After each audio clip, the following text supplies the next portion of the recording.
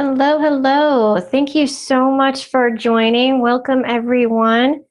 I absolutely love supporting anyone looking to improve health holistically. In the case of autism, there are a number of factors contributing to the behind the scenes functionability. But don't worry, we'll be sharing more information shortly. For those of you that don't know me, I am Tiffany Roberts, and my husband and I own a functional medicine clinic in Prairie Village, Kansas, called Back to Nature Lifestyle Medicine. You can find us on the web at www.functionalmedicinekc.com if you have any questions. So please share any questions that you have during our time together, and we will do our best to respond as quickly as possible. So Autism Speaks is an organization dedicated to providing resources and promoting solutions for families and individuals with autism. Autism Speaks is dedicated to advancing research into causes and better treatments for autism spectrum disorder, increasing global understanding and acceptance of people with autism, and working towards solutions for the needs of individuals with autism and their families across the spectrum and lifespan through advocacy and support. Autism Speaks advocates for acceptance and understanding for different types of autism spectrum disorders and advancing research for better treatment.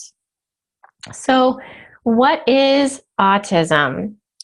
Well, the CDC defines and estimates that approximately 1 in 68 children has been identified with autism spectrum disorder, or ASD for short. This includes 1 in 42 boys and 1 in 189 girls. So Autism Speak defines autism or ASD as a broad range of conditions characterized by challenges with social skills, repetitive behaviors, speech and nonverbal communication, as well as by unique strengths and differences. We now know that there is not one autism, but many types caused by a combination of genetic and environmental influences. So the CDC has identified a number of risk factors associated with autism. However, keep in mind, risk is not indicative of cause for risk factors. And those risk factors include developmental, psychiatric, neurological, chromosomal, and genetic disorders. Children born to older parents are at a higher risk, and 2 to 18% chance of child being born with ASD when a sibling has been diagnosed. Environmental factors such as parental age at the conception, maternal nutrition, and infection during pregnancy and prematurity. So what is Asperger's syndrome? It is well-known subtype of ASD. Many consider those with Asperger's syndrome to be one that is high functioning end of the spectrum. So common behaviors exhibit among those with Asperger's syndrome vary widely, but may include a limited or inappropriate social interactions, robotic or repetitive speech, challenges with nonverbal communication, such as gestures or facial expressions, coupled with an average to above average verbal skills, tendency to discuss self rather than others, inability to understand social and emotional issues, lack of eye contact or reciprocal conversation, obsession with specific, often unusual topics, one-sided conversations, or awkward movements or mannerisms. So, the Institute of Functional Medicine defines functional medicine as a tool to determine how and why illness occurs and restore health by addressing the root causes of disease for each individual. Functional medicine has been considered the wave of the future as it offers individualized, patient centered care utilizing science based approaches to create a partnership between patient and doctor. In order to get to the root causes of illness, there must first be an understanding of genetic, biochemical, and lifestyle factors in order to determine a personalized treatment plan. While there is no current cure for autism, treatment for symptom can be addressed. When it comes to autism, not every case is the same, making functional medicine ideal for a wide range of severities. Functional medicine works to determine triggers which cause imbalances in the body. Functional medicine principles for ASD take into account various imbalances in the body. These imbalances can be caused by or result in excessive inflammation, gluten or dairy intolerance, digestive upsets, processed and refined foods, malnutrition. But let's take a deeper look. So under normal conditions, inflammation is a useful mechanism for the body to heal. However, when the inflammation does not dissipate following the healing process, there could be trouble. This excessive inflammation can have many causes. Excessive or chronic inflammation signals the body to a state of emergency, kind of so to speak, leading to lasting damage to your heart, brain, and other organs. Did you know that the brain inflammation has been associated among many with autism? Brain tissue studies of people with ASDs frequently show widespread inflammation similar to those with autoimmune disease. Over time, excessive inflammation can lead to damage of surrounding cells.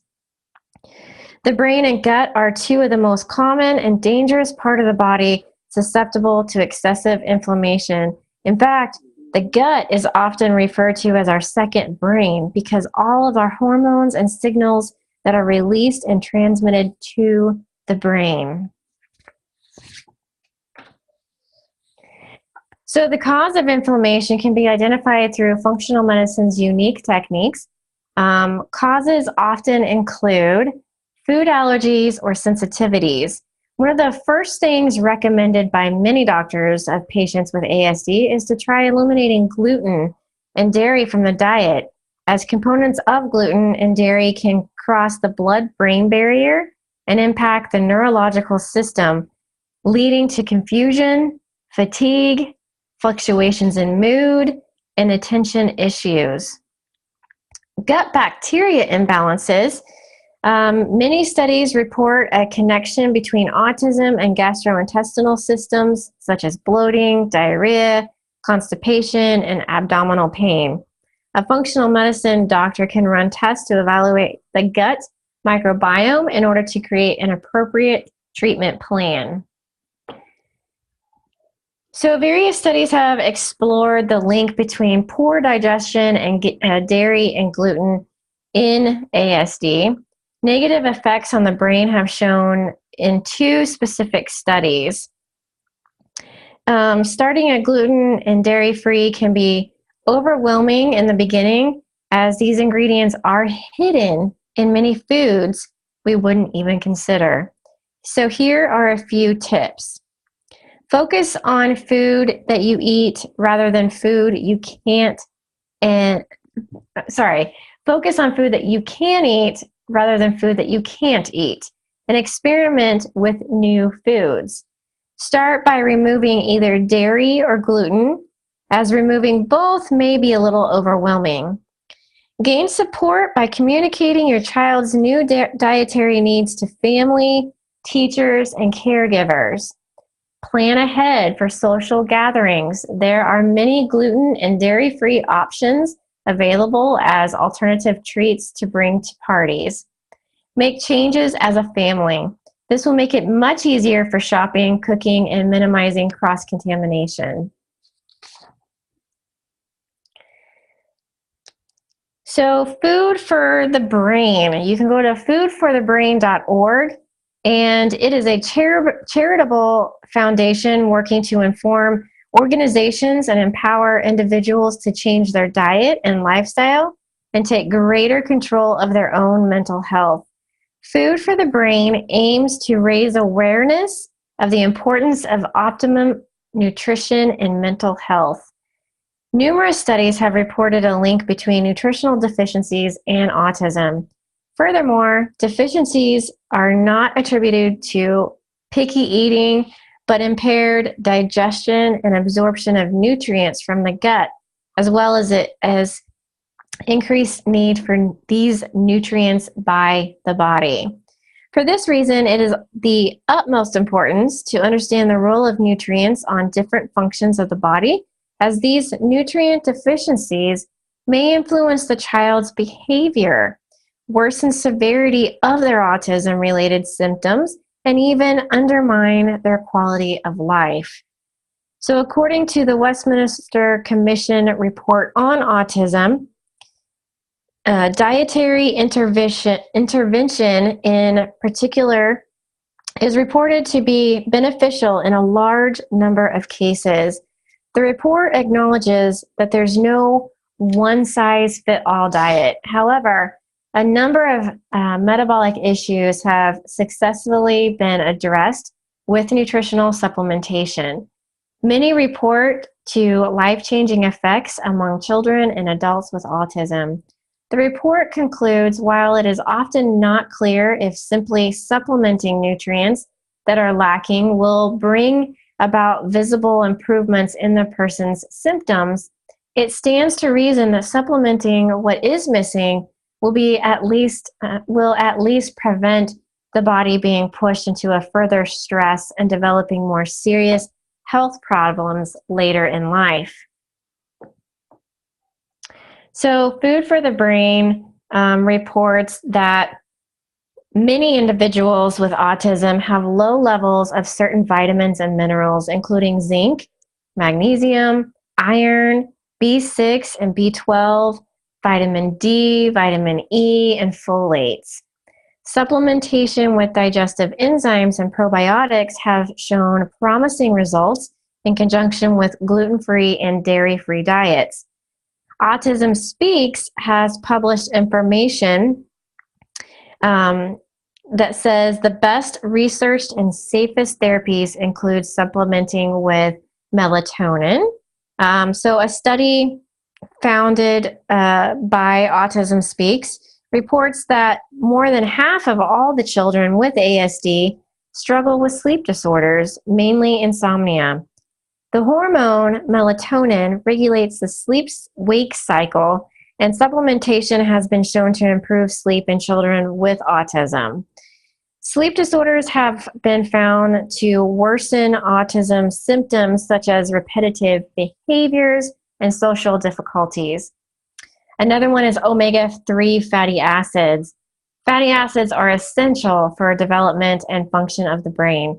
Supplementation has been shown to reduce autism-related symptoms such as repetitive behavior and hyperactivity, as well as improve socialism. Another study funded by Autism Speaks showed significantly greater improvements while being supplemented with omega-3 fatty acids. Multivitamins, some evidence suggests children show improvement when taking moderate doses of multivitamins. And B12 injections. B12 protects against oxidative stress, and signs of which have been found in children with autism. There was a study on B12 injections and has been associated with improvement over social behaviors, language, and communication. So physical activity has been noted as one of the most effective treatments for symptoms of autism, as physical activity is important for both physical and mental health. So Autism Research Institute reports that vigorous and strenuous exercise can decrease stimulatory behaviors, hyperactivity, aggression, deconstructiveness. A number of studies also report exercise as an important reduction of anxiety, depression, reaction time, and sleep disorders. Regular exercise for children with autism can also improve the students' attention in the classroom. The importance of physical exercise and cognition has been well associated through dozens of small studies. In fact, in addition to boosting motor skills, studies have discovered movement-based therapies may improve social communication. So traditional autism therapies, such as applied behavioral analysis, tend to lack physical activity and focus more on a tabletop activity, sitting at a desk or working on various skills. Music and movement interventions have been gaining in popularity, where children with autism play instruments and dance to songs with social storylines. This is a great way to get kids moving, improve socialization, and strengthen different parts of the brain. By the end of the trial intervention, children looked at and talked with the other children more and showed fewer negative behaviors. The Chinese art of Neiyang Gong was used in a study as a form of specialized exercise for children with autism. Neiyang Gong builds body awareness through slow, focused movements and can help children with autism gain self-control and the ability to resist impulses in the face of temptation. In general, we cannot predict what form of activity will be best. However, there are some tips. You starting at a young age, gentle coaching strategies, try breaking down game rules into small steps, and include illustrations until a comfortable level has been reached. So a publication called Research Autism defines mindfulness as a mind-body-based approach that helps people change the way they think and feel about their experiences, especially stressful experiences. A number of trials report mindfulness-based cognitive therapy helps teach awareness and thoughts of feelings in order to better manage them. Some noted benefits of mindfulness training include improved underlying neurocognitive defects, improved central coherence and executive functioning, improved social communication and interaction, improved coping abilities, reduced stress, and reduced psychological inflexibility. So the Autism Resources and Community posted simple mindful practices that you can introduce to your child. First, try a bell listening exercise. Have your child close their eyes and listen to the vibration of a bell. Ask them to raise their hand once they no longer hear the bell and listen to the sounds around them. Number 2, mindful walks through the neighborhood or park can be done with your child. Simply walk in silence for a few moments, then have your child report back what noises they heard, such as birds chirping, or what they felt. Maybe they felt a cool breeze. Number 3, make a glitter jar with water, some glitter and baby oil. The effect will be similar to a snow globe. This activity is particularly useful when the child is having a stressful day. Simply ask them to shake the jar and focus on the glitter as it settles. It's quite relaxing. Number 4, practice bedtime mindfulness, and it could be useful for helping with sleep. Start by asking your child to lay on their bed, close their eyes, and bring their attention to various parts of their body, starting with their toes and moving up the body. So children with autism can often develop a buildup of toxicity from exposures to chemicals, metals, and environmental poisons, as well as internal bacterial and viral infections like Candida. Did you know that studies have found children with ASD are genetically more susceptible to oxidative damage and environmental toxins that children with typical development? Excessive oxidative stress and low levels of antioxidants are common among these with autism. A number of antioxidants are essential for normal development. The body has 7 natural detoxification pathways, mostly involving antioxidant activity. Amino acids, which are essential for detoxification, can be often depleted in autistic patients. Heavy metals can often be found in higher than average levels, such as lead, mercury, and aluminum. High amounts of heavy metals are associated with low levels of glutathione, which is one of the most important antioxidants for supporting detoxification. Renowned functional medicine doctor Mark Hyman, has created a 10-day detox plan. Here we'll just discuss some of the best known detox foods that you can incorporate into a daily meal. Cruciferous vegetables such as broccoli, kale, collards, Brussels sprouts, and cauliflower. If your child will not eat those, you can get supplementation for cruciferous vegetables. Freshly made vegetable juices such as celery, cilantro, parsley, and ginger. Celery may increase the urine flow and aid in detoxification, and cilantro may help remove heavy metals. Herbal detox tea can be made from any of the following combination of burdock root, dandelion root, ginger root, licorice root, sarsaparilla root, cardamom seed, cinnamon bark.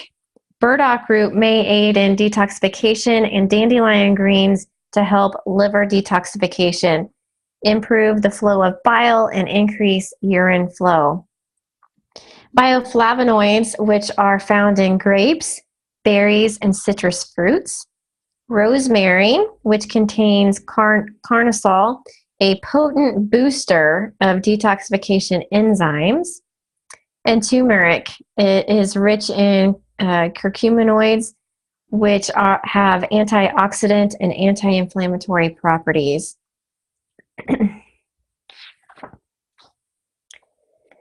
The Autism Project offers support groups for parents, grandparents, and caregivers of children with ASD.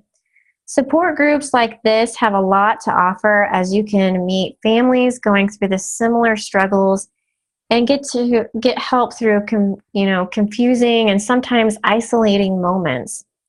Some benefits of the Autism Project support groups include having ongoing guidance from a knowledgeable mentor, developing a network of supportive individuals who have similar experiences, being connected with appropriate resources, receiving training in the best practices in your home and communities.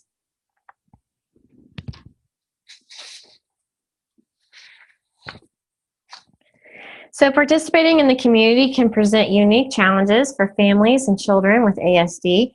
However, the community involvement is crucial.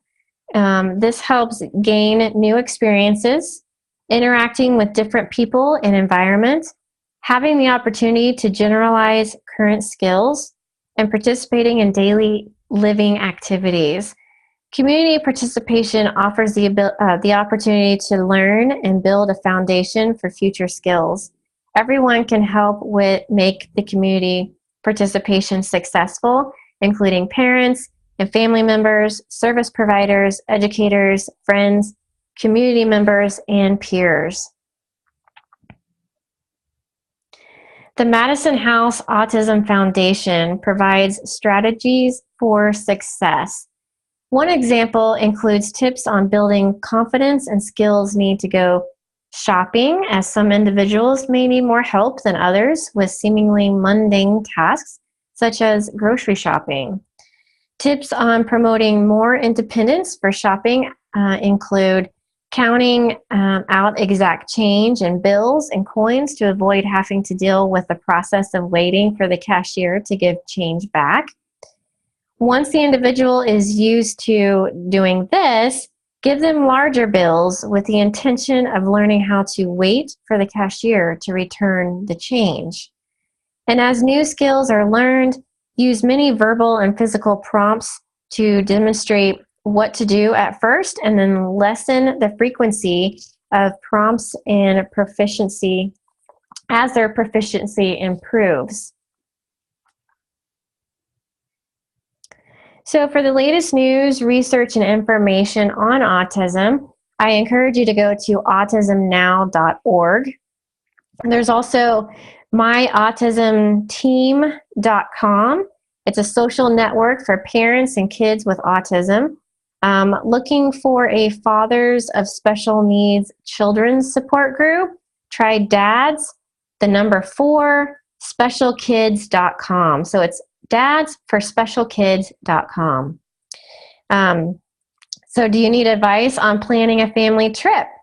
Autism on the Seas, SEAS.com, is dedicated to helping parents and children with autism map out their getaways. AutismInAction.com offers how to teaching programs that can help your child with virtually any task. In looking for upcoming autism-related events in your local community, you can try Autism Calendar at the SARnet.org. It's SARNET.org. And they can give you some events for your local community. So thank you so much for taking time to join me for class tonight. We know how important this topic is for many families, and we're here to provide information to help. If you do have any further questions, please let me know. You can email me, you can call us, and you can visit our website at www.functionalmedicinekc.com.